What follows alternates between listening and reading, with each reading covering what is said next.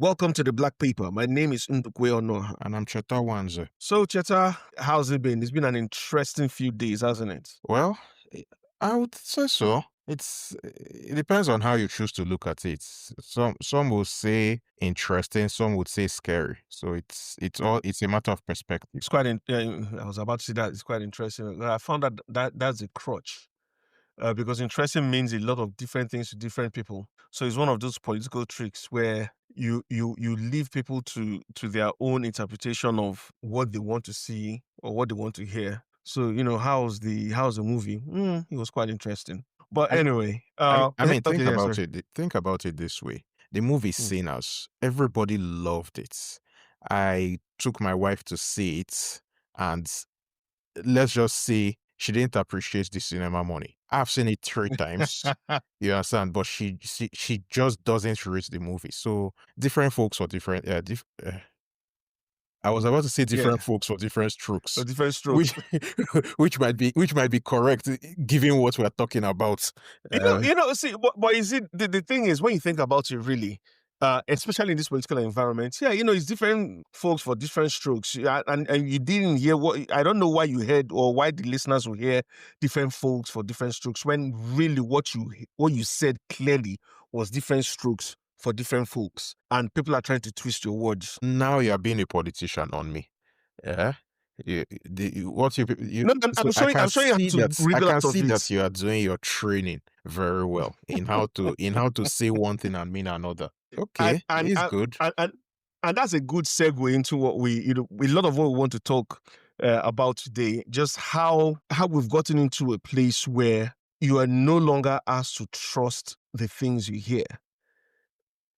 When in political space where people will say one thing and tell you exactly what you heard, and if you push back, there's something wrong with you. Well, it's kind of like one of my favorite quotes from George Orwell's 1984, which is towards the end. Actually, the party's most important command was for you to discard the evidence of your eyes and your ears. It was their final and most essential command. That's most essential command. Yeah, and that's basically what politics has become. Is what I mean. So one of the things we want to talk about today is Gary Neville and his now famous video. And seeing as you're the more football astute person here, Cheta, do you want to lead us give us a background who Gary Neville is and why on earth he's seen to have caused such an uproar, if indeed he has? Well, first things first, I didn't like him much as a footballer. I think it's important to point that out, and I really started disliking him in 1999 during the 2 legs of Juventus versus Manchester United before the Champions League final.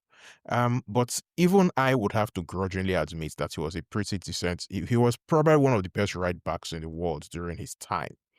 And a few days ago, sorry, I'm still very much in motion. So, so days are still leading one into the other for me. But a few days ago, he published a video, where he basically talked about what is happening in the UK with things like Operation Fly the Colours and all of that. And I think the video was following he did the video after a terrorist attack on a synagogue in Manchester, and he pointed out something which we tried to talk about, or which we talked about during our episode on Operation Fly Your Colors, where he said that the sudden widespread display of flags is problematic. And then he asked, why now?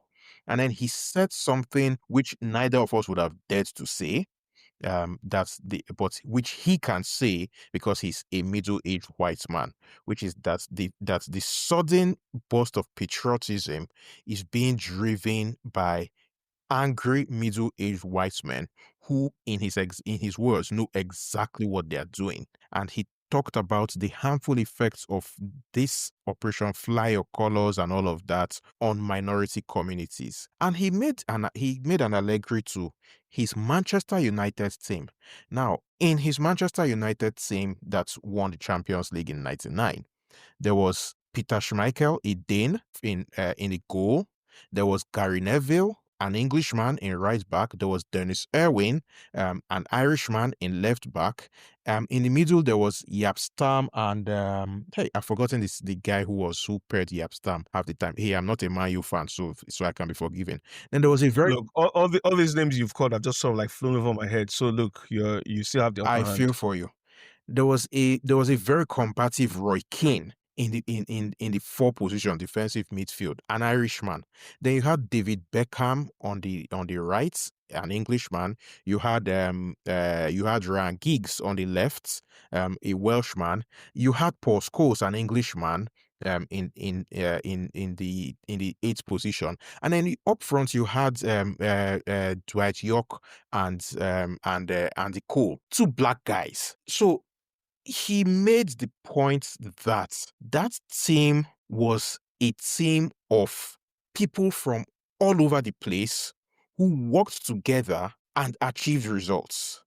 And that was a very, very powerful point. People achieve the best results when they work together. And from my point of view, Gary Neville's comments are not an attack on patriotism, but an observation. And his key question was, why now? And it's something that needs to be asked. Why now? And he's somebody that you cannot accuse of being unpatriotic to England. He was capped 85 times by England. He played through the pain barrier for England quite a number of times. He's rich. As in, he's wealthy. He's not just rich. He's financially secure. So he's actually taking a risk. So for me, what Gary Neville has done is actually the height of patriotism, taking this kind of risk to point out. And the furious reaction to his comments has actually proven his point, in my view, because it shows how difficult it is to have a nuanced public conversation about national identity and racism without being shouted down. Just this evening, some entertainer basically insulted him. I was scrolling through Twitter when I just saw it, but I moved past very quickly, so it didn't stick in my head. But you can see the in my view, somebody touches on a nerve and is probably right when you have that kind of reaction. And it's quite interesting because throw back to our first episode when you made allusion to that famous quote that when someone says it's raining and that person says it's not, or rather when someone says it's raining and it's not, that the job of the media isn't to sort of like find a voice to balance that out. It's actually to say, no, it's not raining, or yes, it is raining. And we've seen the media, for some weird reason, they've treated the temperature, the increasing temperature of national discourse, which has gotten very heated, which has gotten very emotional, but they treat it as a plaything. So Gary Neville has said something which to any, in my opinion, right-thinking person would be, you know what, yes, either this is true or this is not. I may agree with you, I may not agree with you, but let us look at the facts of what you've said. Rather, what they've done is this thing of, oh my goodness, are you saying we are racist? Are you saying, white people are this? And that's not what he has said. But if you look at the mood of the national discourse, it's also what is on Twitter, for instance, is like the clickbait thing. Rage is the main staple of people right now, but it's not just what's going on Twitter. It's also that our politicians are giving space to people to misrepresent. That's what I'm looking for, to misrepresent what others are saying. So I'll give you an example. And I know you say, oh, you're doing this because you're Labour. But when Keir Starmer rightly called out Farage and Reform's policies as being racist, the next thing, Farage stands on the podium saying, oh, you're putting a mark on our back, you're calling all Reform voters racist, which is not what he said. But what did the media do? No fact checking, no calling back to say, hang on, that's not quite true. And you see that going on and on. We've come into a place where it's almost like the twilight zone. Nothing is real. And it's only whatever you believe, or whatever you believe is real, is that which has been accepted by the bubble in which you have put yourself in. So I don't know. Is there any more room? Or do you think there's going to be any room at all for nuanced political discourse, for fact-based political discourse? Or have we got into this place where he who shouts the loudest, no matter what you're shouting, is right? I think it's unfortunate. So there was a point where I would have said, no, we are not. And that was because I think that, like most people from our neck of the woods, I was raised with a kind of trust in the reasoning abilities, if I'm to put it like that, of people from this side of the world. But it's clear that they are as human as we are from our side of the world, and they have the same kind of tribalism, what I have called footballification. The same kind of tribalism is afflicting them in that respect. So people are increasingly incapable of nuanced conversation. I mean, think of what happens in Nigeria with respect to for example, I tend to be a public speaker on a lot of, for example, on TV and the rest of them. And there are people who, just seeing my name, an Igbo name, have already made up their minds about what I'm going to say, even before I open my mouth. It's increasingly happening in the UK and in Europe, and definitely in America, in the West. And that's a very bad tunnel to go down. Once you go down that tunnel, you have a problem as a people.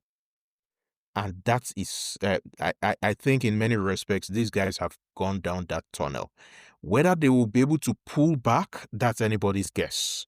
But if I were to give advice to the British as a people, that tunnel is a sure tunnel to perdition. As a people, you will not be able to agree on anything. You will not be able to move forward.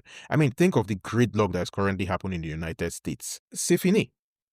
That's all I can say. And the question is, or for me, the next question will be, what does that then mean for our audience, or the primary audience for whom we say recording this podcast, those from the African heritage communities who are sat here, who are looking at all that is going on, how they are part of the conversation, or rather how there's a conversation going on about them that we sadly are not a part of, and who have found themselves and ourselves as the butt of every misquote or misrepresentation of facts. What does that mean for us? Well, it has three big impacts. So people's lived experience is about to get a lot worse.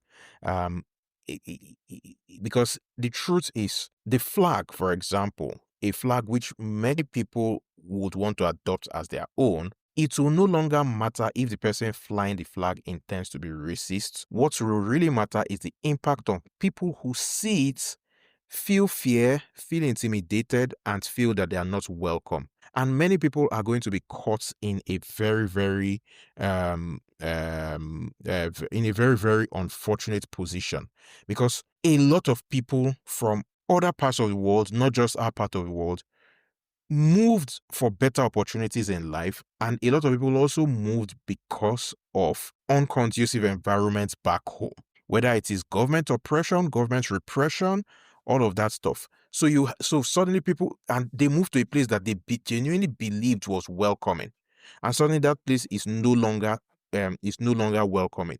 So there is that uncertainty, and uncertainty, as we all know, is never a good thing. That's one. Number two, there's a thin line between symbolism and actual action, which is usually violence. So you can see it, for example, in the attacks on mosques, in the attacks on synagogues. A few episodes ago, one of our earlier episodes, I was very clear that the current people in the crosshairs of the far right, the racist right, are Muslims. But anybody who knows history will know that after they have finished with one set of minorities, they move on to the next. And I'm of the view that, for example, me and you are both Igbo, so the probability is very high that we are Christian, but it wouldn't matter whether we are Christian when they are done with Muslims. What would matter is that we are dark-skinned. So if they finish with Muslims, we will be next in line. And this brings so it's important for us to speak up, because this brings to the fore quotes from people like Martin Niemöller. First, they came for the communists, I didn't speak up. Then they came for the trade unions, I didn't speak up, and all of that. Eventually, when they came for me, there was no one left to speak for me. It is in our interest to speak up for the people who are currently under the cosh, Muslims. I think it's also important to point out that in the UK, so all of this is happening in a changing global geopolitical context. So in the UK, there has been a rise in Islamophobia and in anti-Semitism at the same time. I'm not going to dwell on the politics of what is happening in Gaza and all of that. That's not the primary concern of this podcast at this point in time. The point is, when hate rises, we all need to come together and speak against it, because we will be victims sooner rather than later. Then there is that bloodline again for either legal immigrants or legal expats like we both are, or even British-born minorities who have been here since the Windrush generation. And I think it's important to there's something. The Windrush happened in 1948. A few days ago, I was at a funeral in Lagos, and I noticed that most of the fresh or the newer graves, let me not say fresh graves, that has a connotations of confra back home. Most of the newer graves were for people born in the 1940s. I mean, as we're walking towards the grave of the person we're burying, who was born in 1946, I couldn't help but notice that a lot of the new graves were people born in 1940s. Essentially, what that means is that the Windrush generation, people who came here, who came to the UK during Windrush, they are gone. Their children who were born here are old. What it means is that you are now in the first generation of British-born minorities. And this kind of rising rhetoric of the right wing essentially creates a feeling of fear and insecurity. I mean, look at what happened with the Windrush scandal. These were people who were British to all intents and purposes. Yet, and that fear, those bloodlines can lead to heightened scrutiny, people being treated as the other despite their legal status, systemic discrimination, for example, in rights to rent checks, or extra scrutiny when you're looking for employment. And then all of this will bring a psychological toll on people, especially that need to constantly prove yourself. It is problematic at every turn. No, it is. And what you've just, there are two things I want to pick up on. Starting from the last, that thing of the need to prove yourself. We're seeing that creeping in slowly, almost undetected. Part of the policy that was rolled out by Shabada Mahmood last week, 2 weeks ago, whenever, was that there will be that need to show that you volunteered. You know, if you want to be part of, if you want to get settled status, you have to prove that you volunteered. Now, you know, that's almost like you have to prove that you're British enough. And of course, you have a very famous statement by Nigel Farage just before the election, um, when Rishi Sunak left the commemoration of it was World War II commemoration, wasn't it, in Paris, or in France rather? And then Nigel Farage said, well, maybe he just doesn't understand British values. It's the seeping of that kind of language that we're seeing now. And then, of course, there's then the other thing I wanted to talk about was also the you mentioned, you know, how they will start coming for other communities next, once they are done, sadly, with the Muslim community. And we're already seeing it. In fact, what's going on now is a steady campaign to pit people against themselves. And we see that with the sudden interest of U.S. legislators, of some legislators in the UK here as well, around the the issues of Christians and Muslims in Nigeria. While I will definitely say that yes, there needs to be a look at what's going on in that country, there also needs to be a look at the complicity of the Nigerian government in the massacre of its citizens. My discomfort is the sudden interest that certain people have piqued in the country. And it just says to me that there's a campaign, that there's more that lies beneath the surface. And we shouldn't always jump at the first person who comes and says, hey, I'm in your corner. Because the question we need to ask is, what is in it for you? On that note, Cheta, I'll say let's go for a break. When we come back, we'll quickly finish up on one more topic. And I know you're having a bit of internet issues, but we'll see what we can do.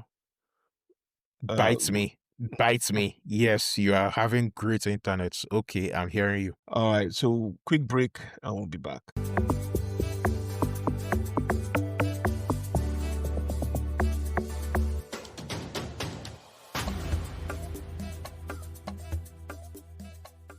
Welcome back to the Black Paper. My name is Sundukwe Onoha. And I'm Cheta Wanze. So, Cheta, in the first half of this episode, we're talking about what essentially what's real and what's not real, how political discourse is now subject to not the facts, but how I feel about what you've said, and how that's driving us to a very dangerous place. On this second half, Cheta, I just want to, I have a simple question.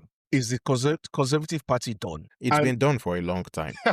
Can we move on? That's quite. I didn't expect you to just come back without one word answer. Seeing as on a normal day, you might be more likely to support some of their policies than I am. But it's quite interesting because right now the Conservative Party is having its party conference, and a few days to the conference, Kemi Badenoch, who famously said she doesn't make any gaffes, she said to the press that the Conservative Party is a distressed asset, which, my goodness, even in the worst of times, how do you, not just on any day, but on the eve of your party conference, go and, say that, look, we want to sell this party for scraps, because that essentially is what a distressed asset is. But again, but I thought you people liked honesty. there should, but you said there should be nuance in communication. I mean, imagine going, it's your team captain just going out before your big league match saying, man, I don't think we're going to win this. As a Nigerian, such a thing should not be unfamiliar to you. After all, President Buhari visited the UK and said that Nigerians are fantastically corrupt.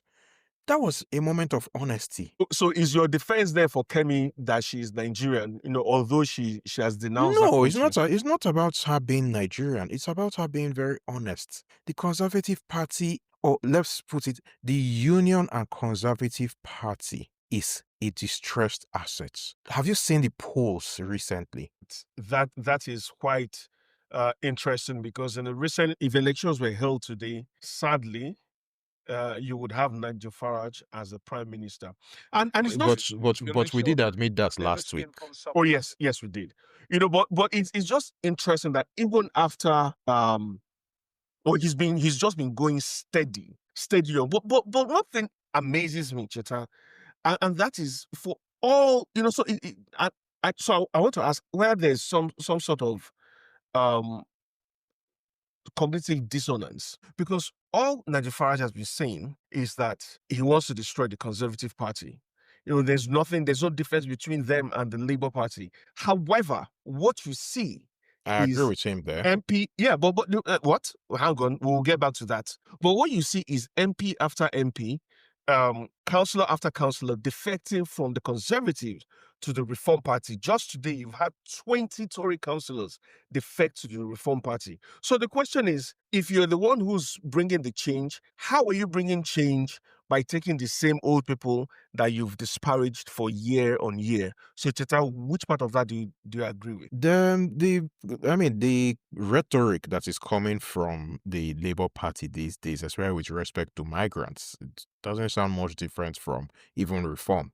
The Labour Party is making the very serious mistake of trying to play reform's game in reform stuff. Yeah, but so then in that, so are you now saying that what has happened is that the same way Trump came in with his MAGA movement and took over the Conservative Party, rather than do it The from Republican within, Party, you mean? the Republican Party, what reform has done is rather than come from inside, they've come from outside, but they're co-opting. And I don't know if it's the best or the worst of both parties, or at least their imagination, and making these parties in their own image. So let's start from the beginning. The Conservative Party committed suicide when it elected Boris Johnson to become party leader.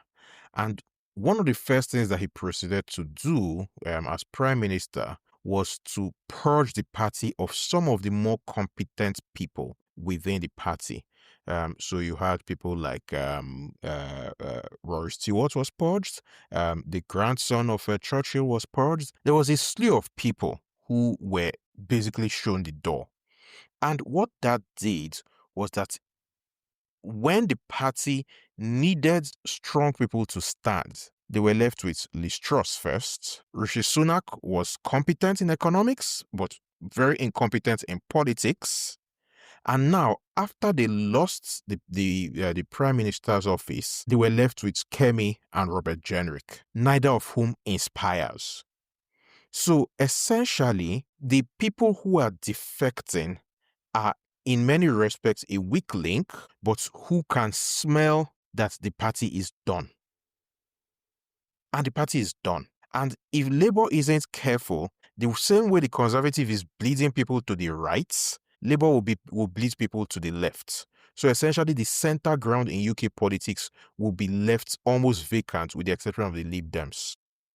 And that's sad to think about, because especially when you think about the recent history of the Lib Dems, where they were in cahoots with the Conservative Party. Hopefully, they've learned from that. But then you also have the. I take exception to your use of the word cahoots. It was a coalition. It was a coalition government. Yeah. End of story. But what's cahoots? Cahoots sounds very negative. Maybe my English is not that they were in it together. It sounds very negative. No, the coalition. There was an election. Yes. There was an election. Neither what's his name, David Cameron, nor Gordon Brown won enough seats as leader of their party in order to become prime minister. So they had to form a coalition with the Lib Dems, who were the third largest party that would have gotten them over the line. It was the Conservatives that offered a sweeter deal to the Lib Dems. Is that not what politics is all about? And they went into coalition and they collaborated. So why do you use the word cahoots? Because why not just use coalition? It's collaboration, because it's more colorful. Leave me alone. Go away. Huh? Go away. Leave me alone. If they had gone into alliance with Labour, would you have said cahoots? Then they collaborated with Labour. What are you on about? You see yourself. But you also mentioned Labour bleeding support to the left, and we see in recent times the rise of Zach Polanski, who is on one hand a brilliant media performer. I've man. Oh my God! What? I like him. You know what? Let's just carry on. But you know one thing that stood out to me. Wait, why is it that suddenly? Normally, I'm to the right of you. You don't like it. Now I have jumped over your head and landed to the left of you, and you are still complaining. You didn't even say let you just choose one. You didn't even say let you just enter our side small. At least I didn't say. Maybe I should just continue going left and end up with Jeremy Corbyn. I mean, he's a nice old guy, and he's been consistent, don't you think? No, he's been consistent, but I think they've just messed up whatever it is they were trying to do with your party, because him and Zara Sultan are falling out, which is the future of the whole reform movement that we're watching there. Yeah, but you know the funny thing is, I mean, again, going back to Zach Polanski, he mentioned this, you know, even though he said that look, he didn't like it, but it's almost like it's on brand for the left. That the left always seems to fall out with itself.